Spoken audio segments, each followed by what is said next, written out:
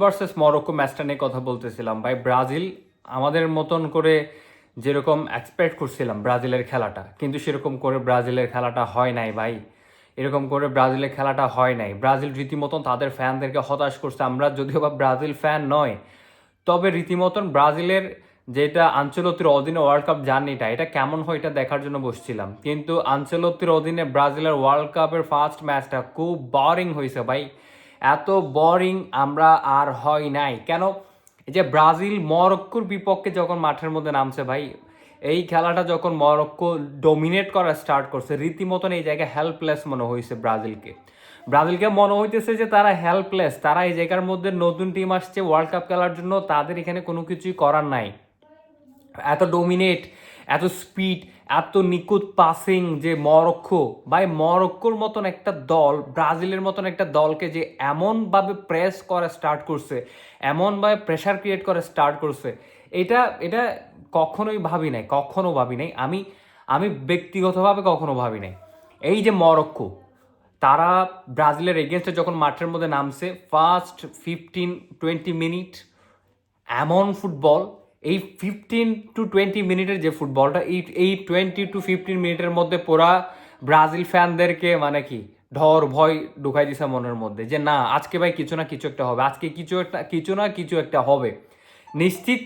আমরা নিশ্চিত হয়ে গেছিলাম যে হয়তোবা ব্রাজিল আজকে এখানে 2-3টা গোল নির্দ্বিধায় খাইতে পারে, যে এই ফুটবলটা তারা খেলতেছিল। বারবার বল লুজিং, বারবার মিস পাসিং, তারপরে এই যে মিডফিল্ডারের যেটা রেসপন্সিবিলিটি, এটার মধ্যে যে একটা একটা একটা যে গ্যাপ, এই গ্যাপটা স্পষ্ট বোঝা যাচ্ছে ভাই। আশরাফ হাকিমি, তারপরে বোয়াদি number 6।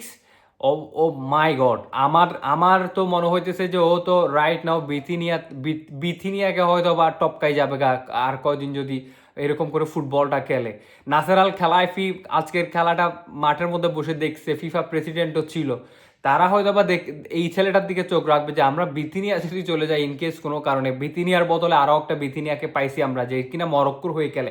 Number 6, one of the best footballer কালকে পিচের মধ্যে, এবং পুরো গেমটাকে কন্ট্রোল করা ভাই, গেমটাকে যে কন্ট্রোল করতে পারে মিডফিল্ড যে গেম কন্ট্রোলার, এটা কালকে এই যে বোয়ার্দি, ওকে দেখলেই বোঝা যাবে। এই ছেলেটা নাম্বার 6, যে মরক্কোর ছেলেটা, মাঝ মাঠ থেকে যেভাবে বল সাপ্লাই দিচ্ছিল, যেভাবে ব্যাক সাইডে নেমে দলটাকে কন্ট্রিবিউশন করতেছিল, যেভাবে অ্যাটাকে কন্ট্রিবিউশন করতেছিল, এই অ্যাটাকে কন্ট্রিবিউশন করা, ব্যাকলাইনে কন্ট্রিবিউশন করা, সব কিছু থেকে পারফেক্ট ডিফেন্সিভ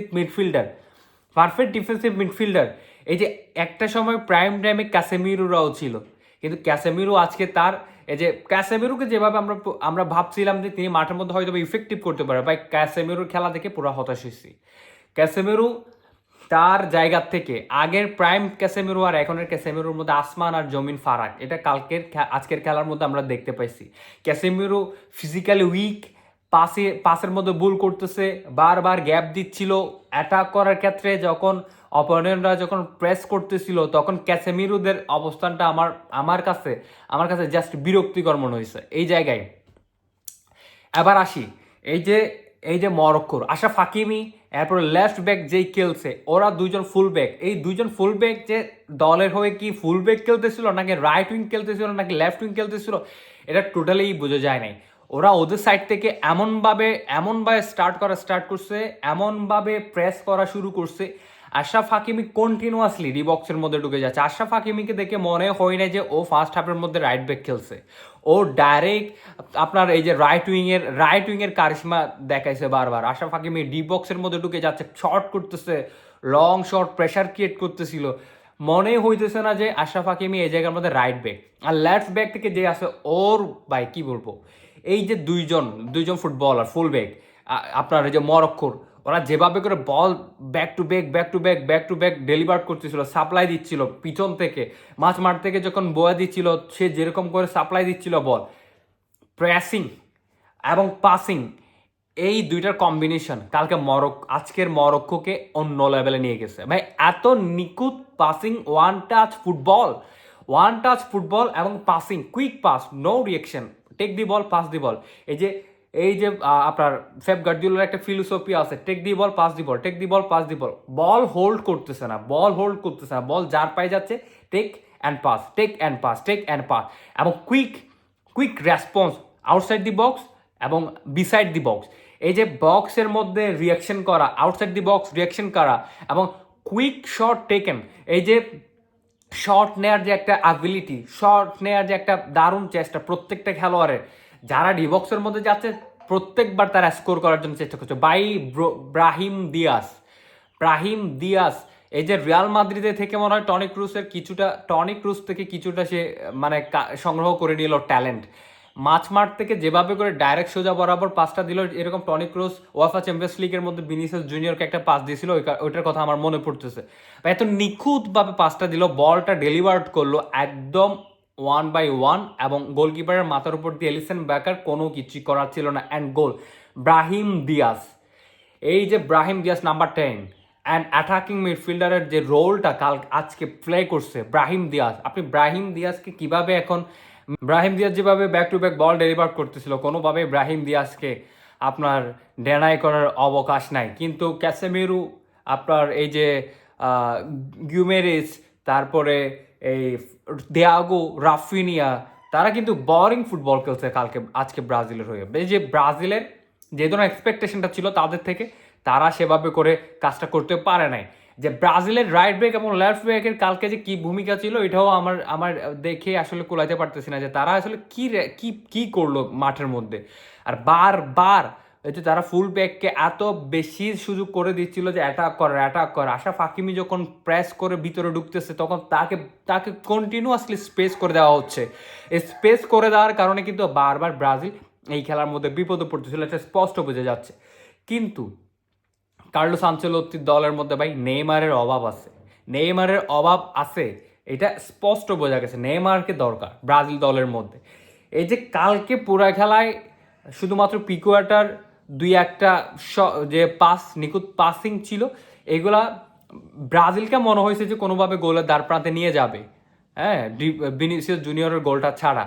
কিন্তু মাঝমাঠ থেকে মোটামুটি খেলাটাকে কন্ট্রোল করে চান্স ক্রিয়েট করার জন্য যে একটা ফুটবলার রেসপন্সিবিলিটি মেনটেন করবে, এইটা আজকে ফুটবলের মধ্যে দেখা যায় নাই। এবং ব্রাজিল এই জায়গার মধ্যে পিছিয়ে ছিল মরক্কোর থেকে। এবং মরক্কো যদি ফার্স্ট হাফে যেই ফুটবলটা খেলতো, এই ফুটবলটা যদি সেকেন্ড হাফে খেলতো একটু রিস্কি হয়ে যেত। তারপরেও কিন্তু মরক্কো খুব মানে নিয়ারলি চলে যাইতো যে স্কোর লাইনটা পরিবর্তন করা। কিন্তু সেই জায়গার মধ্যে মরক্কো কিছুটা সেফ খেলছে বিরতির পুরো সেফ খেলার কারণে এই খেলাটা স্কোর লাইন 1-1 সমতার মধ্যে যায়।